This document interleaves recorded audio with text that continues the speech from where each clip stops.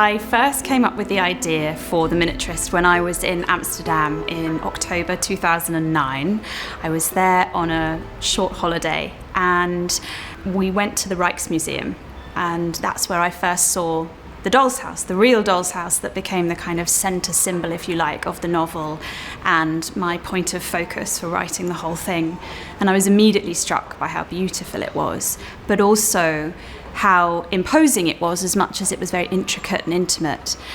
But it wasn't until I found out that the woman who owned it, a woman called Petronella Ortman, spent as much money on it as a real house, that I became interested in the psychology of this doll's house and what it symbolised both in the city of Amsterdam and both for this woman in her domestic, claustrophobic existence. Well, what's really wonderful about The Miniaturist is that it will look and seems at first like a fairly typical costume drama, in that there's a young and potentially naive female character who comes to a big city and into a big sort of scary household.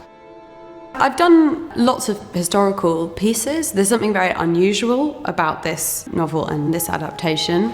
I would say it's a sumptuous period thriller, really, even though it's set in a very particular time. So you get all the vivid quality of the historical age that we're not familiar with. I think it's an important novel, which I think makes some very important points about what happens when societies, the violent ways that they try and retain control over people. She's from the country and she enters this world of Amsterdam, and it's all she's ever wanted. She wants to fall in love, and she meets this seemingly amazing guy who's charismatic and handsome and rich and everything she could ever have wanted, but it turns out that not everything is as it appears. I think you better leave before one of us says something we both regret! No, Johannes, I know! Don't get out! The Miniaturist as a story contains so much mystery and so much threat and fear, and that carries throughout the whole story. Through Nella's eyes, you see someone who is completely green and fresh and sees this world for what it really is. It's a very feminist book. The central character is a woman. The women outnumber men in the story. It's really about women, creating their own futures, self-determination.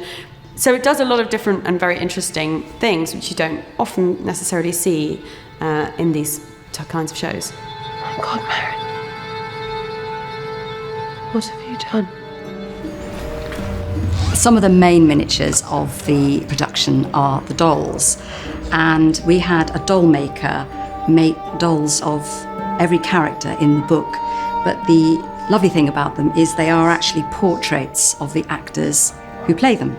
So this is Jeff Stretfield and this is Hayley Squires. Hayley plays Cornelia and Jeff France. They're absolutely lovely portraits of them, but what we did was we kept them in the style of 17th century dolls, which are rather stiff. So they've got stiff bodies, stiff clothes, which were made beautifully by the costume department, but their faces are portraits sculpted and painted by Julie Campbell, doll maker, and she was our first choice when it came to commissioning them. I believe when the actors actually met their dolls, they found that really quite strange, Quite didn't strange, they? yeah. Quite strange. It must have been a bit like walking into Madame Tussauds, seeing yourself there. Think how much space Madame Tussauds could save. Yeah, they had a miniature version. Miniature. There are quite a number of items, miniature items that have been made, some of which we have made and others we've organised in our miniature world, the world we work in, all the specialists that we know, we've organised for them to make pieces. So we've had a silversmith make the dagger, we've had a doll maker make the dolls, etc., etc. So we've made a few of our own as well, period chair. Some cushions and some of the important letters that Nella receives. The dog.